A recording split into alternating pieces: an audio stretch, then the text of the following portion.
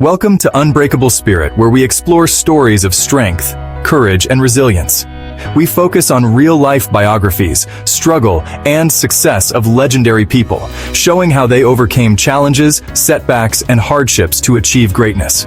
We aim to remind you that no matter how tough life gets, the human spirit can remain unbroken. Belief in yourself. Keep pushing forward and never give up on your dreams. Today, we dive deep into the inspiring journey of a woman who transformed her dreams into a global phenomenon, who faced profound hardships yet never gave up, J.K. Rowling. Her life is a shining example that with hope, determination, and unwavering belief in yourself, anything is possible. By watching this video, you will discover how resilience and hope can turn even the darkest moments into a powerful journey of success. You will find inspiration to overcome your own challenges, learn the true power of persistence, and understand how believing in yourself can change your life forever. This is not just a biography, it is a guide to unlocking your own unbreakable spirit. Before we dive in, make sure to hit that subscribe button and turn on notifications so you never miss an uplifting story. Now let us get started. Joanne Rowling, known as J.K. Rowling, was born on July 31, 1965, in Yate, Gloucestershire, England. From the very beginning, Joanne Rowling was a child of imagination. As the daughter of Peter Rowling, an aircraft engineer, and Anne Rowling, a science technician, she was raised in a modest home filled with love and encouragement. Her parents valued education and curiosity, nurturing her early love for stories and reading. Growing up in the small village of Tutshill, Joanne spent countless hours wandering the forest and fields near her home. These natural surroundings planted seeds of wonder and mystery that would later blossom into the magical world of Harry Potter.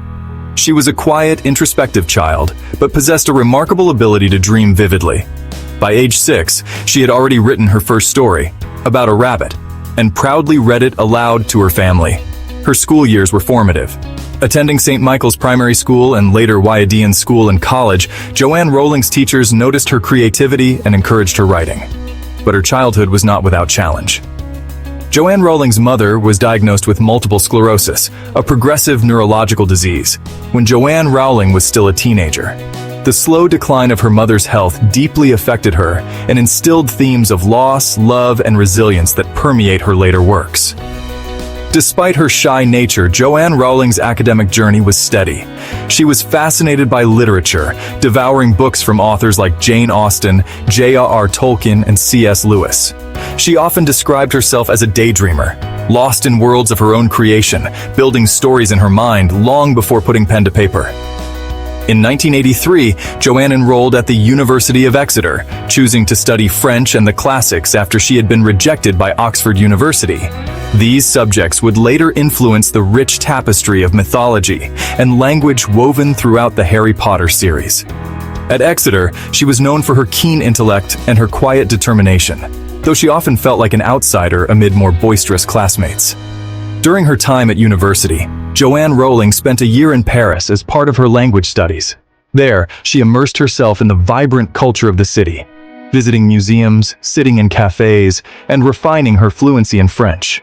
This period broadened her worldview, enriching her understanding of history and storytelling traditions that would echo in her writing. After graduating in 1987, Joanne Rowling took a variety of jobs, ranging from teaching English in Portugal to working as a researcher and bilingual secretary for Amnesty International in London. These years were a time of searching, a period when she was still finding her place in the world. It was on a delayed train journey from Manchester to London in 1990 that everything changed. Joanne Rowling later described how the idea of a boy wizard named Harry Potter appeared fully formed in her mind during that trip. She imagined the young boy's adventures at a magical school, his battles with dark forces, and the friendships that would define his world. The idea captivated her completely.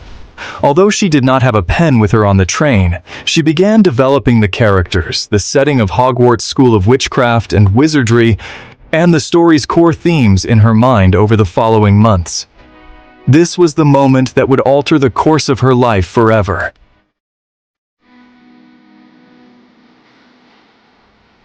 However, life was not easy during these years. Joanne Rowling's mother was battling multiple sclerosis, and her illness weighed heavily on the family. The emotional turmoil Joanne Rowling faced was profound. In 1990, tragedy struck when Anne Rowling, her mother, passed away after a long fight with the disease. Joanne Rowling has spoken openly about how this loss influenced the darker, more emotional elements of the Harry Potter series, especially the themes of death, grief, and the power of love. After her mother's death, Joanne Rowling moved to Porto, Portugal, where she taught English at a language school. There, she met Jorge Arantes, a Portuguese journalist, and they married in 1992. The marriage was troubled, and after the birth of their daughter Jessica in 1993, they separated. Joanne Rowling returned to the United Kingdom as a single mother, facing a future filled with uncertainty. She settled in Edinburgh, Scotland, living in a small flat and struggling financially. She was depressed, isolated, and receiving government welfare benefits to support herself and her daughter. Yet in the midst of this hardship, she found solace in writing. She spent countless hours in cafes, with Jessica asleep beside her, pouring her hopes, fears, and dreams into the pages of the manuscript that would become Harry Potter and the Philosopher's Stone. Joanne Rowling's story at this time is one of quiet courage. Many would have given up, overwhelmed by the weight of their circumstances. But she persisted, driven by a belief in her story and a determination to create something meaningful. Completing the manuscript for Harry Potter and the Philosopher's Stone was only the beginning of a long and challenging journey. Joanne Rowling, still writing under her full name, sent her manuscript to 12 different publishers. Each one rejected it. Many were unsure about a children's fantasy book centered on a boy wizard, and some doubted whether the story would appeal to young readers. But Rowling did not give up. She was encouraged by her agent, Christopher Little, who believed in her work and continued seeking the right publisher. Finally, Bloomsbury Publishing, a small London-based company, agreed to take a chance on the book. The chairman's 8-year-old daughter had read the opening chapter and loved it, a sign that the magic was real. In June 1997, Harry Potter and the Philosopher's Stone was published in the United Kingdom with an initial print run of just 500 copies. Joanne Rowling, writing as J.K. Rowling, using initials to appeal to boys who might be reluctant to read a book by a female author, began to see her dream become reality. The book's reception was humble at first, but soon grew rapidly. It won several children's book awards, and readers were captivated by the rich world of Hogwarts, the endearing characters, and the blend of humor, suspense, and heart. The novel was soon published in the United States under the title Harry Potter and the Sorcerer's Stone and skyrocketed to international success. Rowling's life changed dramatically.